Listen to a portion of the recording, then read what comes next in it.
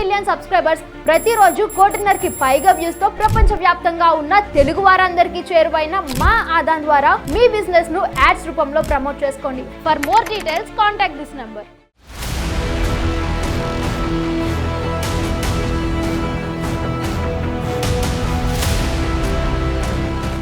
నమస్తే, welcome to Aadan. నేను Murali. Online మోసాలు, స్మార్ట్ ఫోన్స్ వచ్చిన తర్వాత చోటు చేసుకుంటున్నటువంటి ఆన్లైన్ మోసాలు. గతంలో 2G 3G వరకు బాగానే ఉన్నాం. 4G 5Gకి ఎప్పుడైతే అప్డేట్ అయ్యామో రకరకాలైనటువంటి స్కామ్స్ అయితే వెలుగు చూస్తున్నాయి ఆన్లైన్ పరంగా. మనం చేసేటువంటి దానికి సంబంధించి రకరకాలైనటువంటి యాప్స్ మనం ఉపయోగించాల్సి వస్తుంది. దీని మీద రకరకాలైనటువంటి విమర్శలు కావచ్చు, లేకపోతే ఎన్నో అనుమానాలు అయితే ఉన్నాయి. మరి అటువంటి మోసాలకు పాల్పడేటువంటి యాప్స్ గూగుల్ ప్లే స్టోర్లో ఎందుకు ఉంటున్నాయి అని అంటే, చాలా వరకు కూడా డిలీట్ చేశాం, కానీ మాకు కూడా దొరకనటువంటి చాలా రకాల యాప్స్ అయితే గూగుల్ ప్లే స్టోర్లో ఉంటున్నాయి అనేటువంటి మాట. అసలు ఆన్లైన్ మోసం బారిన ఎంతమంది పడుతున్నారు, అసలు ఏ విధంగా పడుతున్నారు, ఎలా జరుగుతుంది, జరగడానికి గల రీజన్స్ ఏంటి అనేది ఇప్పుడు మనం ఈ వీడియోలో చర్చించుకుందాం. ఆన్లైన్ మోసాల బారిన పడుతున్నటువంటి వారి సంఖ్య దాదాపుగా లక్షల్లో ఉంటుంది. అంటే 1 మిలియన్ పైన 13 లక్షల వరకు ఉంది 2023లో అనేటువంటి ఒక మాట. దాదాపుగా 2023లో 1750 కోట్ల రూపాయలు ఆన్లైన్ మోసాలు జరిగినాయి. సరే, దాంట్లో ఎంతవరకు రికవరీ చేశారు, రికవరీ చేయడానికి సాధ్యాసాధ్యాలు ఏంటి, ఒకవేళ మీరు ఆన్లైన్ మోసం బారిన పడితే ఎంతసేపట్లో మీ డబ్బును మీరు రికవరీ చేయగలరు అనేటువంటి దానికి సంబంధించి రకరకాల అవగాహన కార్యక్రమాలు అయితే ప్రభుత్వ అధికారులు చేశారు. ప్రభుత్వాలు కూడా పూనుకున్నాయి. కానీ దానికి సంబంధించి ఎంతవరకు రికవరీ అయ్యాయి అంటే ఒక 10% కూడా అయ్యాయో లేదో కన్ఫర్మేషన్ లేనటువంటి పరిస్థితి. బట్ అఫీషియల్గా చోటు చేసుకునేటువంటి, అఫీషియల్గా దొరుకుతున్నటువంటి రికార్డుల ప్రకారమే 13 లక్షలకు పైగా ఆన్లైన్ మోసాలు జరిగినాయి అని అంటే, అనఫీషియల్గా వదిలేసేటువంటి వాళ్ళు ఎంతమంది, మనకు తెలియకుండా 5,000, 6,000, 10,000, 50,000, లక్షలు చాలా వరకు కూడా ఉన్నాయి. ఇప్పుడు ఆ స్కామ్స్కి సంబంధించి కూడా మనం ఒకసారి మాట్లాడదాం. అసలు ఈ మోసాలు ఎలా జరుగుతాయి? ఆన్లైన్లో రకరకాలైనటువంటి యాప్స్, ఏదో ఒక సందర్భంలో వాడాల్సినటువంటి పరిస్థితి ఉన్నటువంటి యాప్స్ ఉంటాయి. ఫుడ్కి సంబంధించినటువంటి యాప్స్ కావచ్చు, గేమింగ్ యాప్స్, షాపింగ్ యాప్స్ కావచ్చు, లేకపోతే దీనికి సంబంధించి రకరకాలైనటువంటి ఎంటర్టైన్మెంట్, సినిమాలకు సంబంధించినటువంటి యాప్స్ కూడా మనం యూజ్ చేయాల్సినటువంటి పరిస్థితి ఉంటుంది. సో అవి ప్లే స్టోర్లో కుప్పలు తెప్పలుగా ఉంటాయి. ఒక బ్రాండెడ్కి సంబంధించినటువంటి యాప్ని మనం చూడగానే దానికి రిలేటెడ్గా రకరకాలుగా ఉంటాయి. బ్రాండెడ్కి సంబంధించినటువంటి యాప్ను డామినేట్ చేసే విధంగా ఇది ఒరిజినలా అది ఒరిజినలా అని కూడా మనం తెలుసుకోలేనంతగా కూడా యాప్స్ ఉంటాయి. సో ఒకటి క్లిక్ చేయబోయి ఇంకోటి క్లిక్ చేసినా కానీ మన సమాచారం కంప్లీట్గా phone number, email ID, Aadhaar, అన్ని రకాల సమాచారాలు కూడా ఆ యాప్ దొంగిలించేస్తుంది. ఇది మనకు తెలియనటువంటి సిచ్యువేషన్. ఎందుకంటే మనం యాప్ని ఇన్స్టాల్ చేసుకోగానే అన్నిటికీ పర్మిషన్స్ ఇచ్చేస్తాం.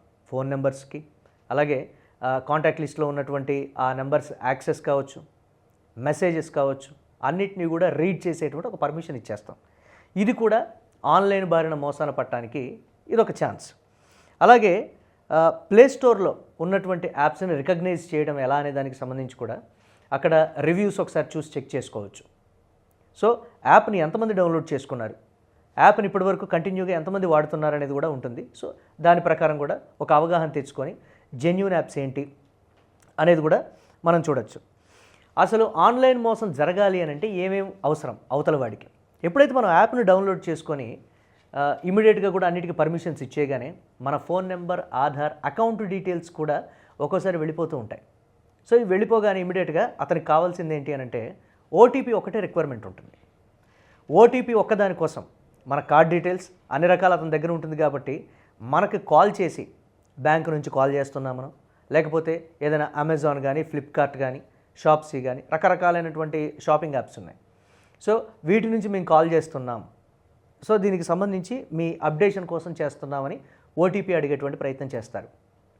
ఓటీపీ చెప్పగానే ఎస్ అన్ని డీటెయిల్స్ చెప్తున్నారుగా, నిజంగా బ్యాంకుకి సంబంధించినటువంటి అధికారులే కావచ్చు, లేకపోతే అమెజాన్కి సంబంధించో, లేకపోతే ఇతరత్ర అన్నిటికీ అఫీషియల్గా మనం ఇచ్చున్నాం కదా, వాళ్ళే చేస్తున్నారేమోనని గుడ్డిగా మనకున్నటువంటి ఏదో వర్క్ టెన్షన్లోనో ఏదో చెప్పేస్తాం. ఇమ్మీడియట్గా బ్యాంక్ అకౌంట్ ఖాళీ. సో ఇది ఒక రకమైనటువంటి మోసం. తర్వాత షాపింగ్ యాప్స్ కావచ్చు, లేకపోతే ఫేక్ యాప్స్, అలాగే ఫుడ్కి సంబంధించినటువంటి యాప్స్. వీటిల్లో డెఫినెట్గా మన debit card details, credit card details మనం డెఫినెట్గా ఇవ్వాల్సినటువంటి అవసరం ఉంటుంది. ఇవి ఇవ్వగానే అవన్నీ కూడా ఆటోమేటిక్గా స్కామర్స్ చేతికి వెళ్ళిపోతాయి.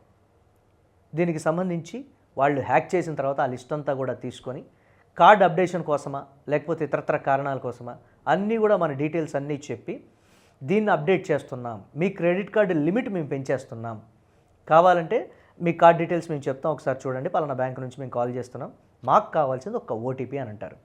మనం ఏం చేస్తాం, క్రెడిట్ కార్డ్ లిమిట్ పెరుగుతుంది కదా, మనకి ఇంకా అవసరం ఉంటే బాగుంటుంది కదా అనే ఒక ఉద్దేశంతో ఓటీపీ చెప్పేస్తాం. సివివితో సహా కూడా వాళ్ళు చెప్పేస్తున్నారా అంటే బ్యాంక్ వాళ్ళే చేశారేమో, నిజంగా అఫీషియల్ అధికారులే చేశారేమో అనుకుంటాం. ఓటీపీ ఎప్పుడైతే చెప్పగానే ఇమ్మీడియట్గా కార్డులో ఉన్నటువంటి బ్యాలెన్స్ అంతా కూడా నిల్ అయిపోతుంది.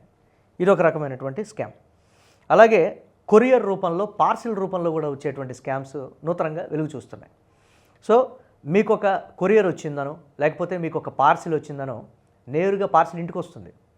ఇది మేము చెప్పలేదు, ఇది మేము ఆర్డర్ పెట్టలేదు, ఇది మాకు సంబంధించింది కాదు అని మనం చెప్తే దాని మీద మీ ఫోన్ నెంబరు, అడ్రస్ అన్ని డీటెయిల్స్ ఉంటాయి. ఇది మీరు ఇప్పుడు కానీ క్యాన్సిల్ చేయాలి అని అంటే దీని మీద ఇచ్చిన నెంబర్కి ఒక ఓటీపీ వస్తుంది, చెప్పగానే ఇమీడియట్గా క్యాన్సిల్ అయిపోతుందని అంటారు. మనం ఓటీపీ చెప్తాం, ఆ క్యాన్సిల్ అయిపోయిందని వాడు వెళ్ళిపోతాడు. ఒక 5 నిమిషాలు 10 నిమిషాల వ్యవధిలో అతను అటు వెళ్ళిపోగానే ఇమ్మీడియట్గా మీ అకౌంట్ ఖాళీ. ఇది ఒక రకమైనటువంటి కొత్త తరహా స్కామ్. అలాగే కాల్ ఫార్వర్డ్ స్కామ్ అనేది కూడా కొత్తగా వెలుగు చూస్తుంది. దీనికి సంబంధించి మన ఫోన్ నెంబర్స్ రకరకాల యాప్స్లో మనం అన్నిటికీ ఇన్స్టాల్ చేసుకొని అవసరం ఉన్నా లేకపోయినా పిచ్చి పిచ్చిగా డీటెయిల్స్ ఇచ్చేస్తూ ఉంటాం.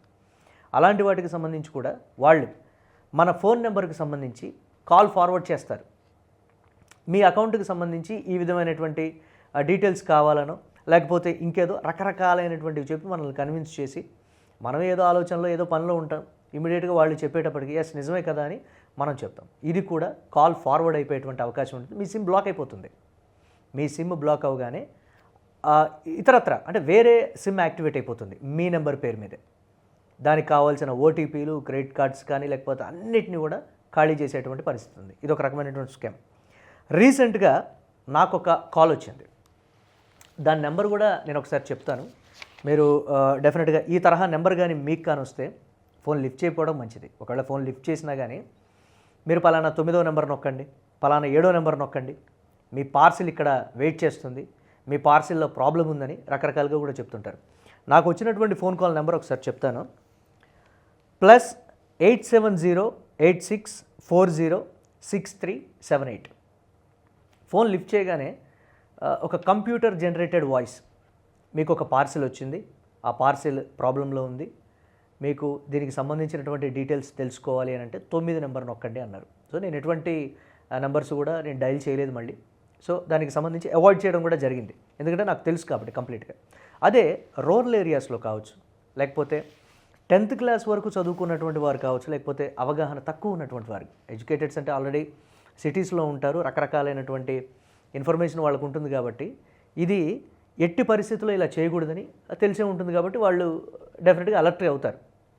కానీ రూరల్ ఏరియాస్లో ఉండేటువంటి వారి పరిస్థితి ఏంటి అని అంటే ఎస్ నాకు నిజంగా ఏదైనా పార్సిల్ వచ్చిందా, లేకపోతే మేము ముంబై నుంచి కాల్ చేస్తున్నాం, మీ పార్సిల్లో డ్రగ్స్ వెళ్తున్నాయి, మీరు ఇమీడియట్గా కూడా ముంబై రావాల్సి ఉంటుంది, లేకపోతే మేము వచ్చి మిమ్మల్ని అక్కడ అరెస్ట్ చేస్తాం, అది ఇదని అంటే దానికి కూడా ఒక ఆల్టర్నేటివ్ సొల్యూషన్ చెప్తారు వాళ్ళు. ఒక 2 లక్షలు కట్టండి, ఈ కేసు నుంచి మిమ్మల్ని బయటపడేస్తాం, మీ నెంబర్ ఇదే కదా, మీ ఆధార్ నెంబర్ ఇదే కదా, మీ ఫోన్ నెంబర్ ఇదే కదా, ఎస్ మీ పేరు మీద పార్సిల్ బుక్ అయింది, మేము ఫెడెక్స్ నుంచో లేకపోతే అమెజాన్ నుంచో దేని నుంచో చేస్తున్నాం, ఇతర దేశాలకు వెళ్తుంది కొరియర్, కాబట్టి మేము క్షుణ్ణంగా చూస్తే అందులో డ్రగ్స్ ఉన్నాయని రకరకాలుగా కూడా భయపెట్టి మభ్యపెట్టి లక్షల రూపాయలు కాజేసినటువంటి ఇవి ఉన్నాయి. ఇంకొక రకమైనటువంటి స్కామ్ కూడా వెలుగు చూస్తుంది.